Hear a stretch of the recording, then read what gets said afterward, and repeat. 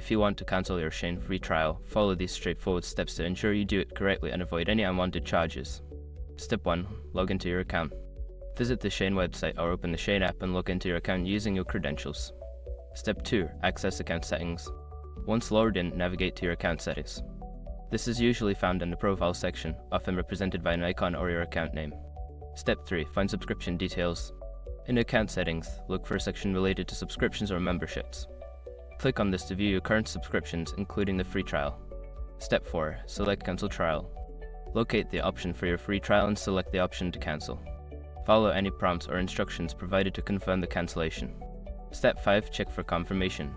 After cancelling, ensure you receive a confirmation notification via email or within the app. This will confirm that your free trial has been successfully cancelled. By following these steps, you can easily cancel your SHEIN free trial and avoid any future charges. If you have any issues, consider reaching out to SHEIN customer service for assistance.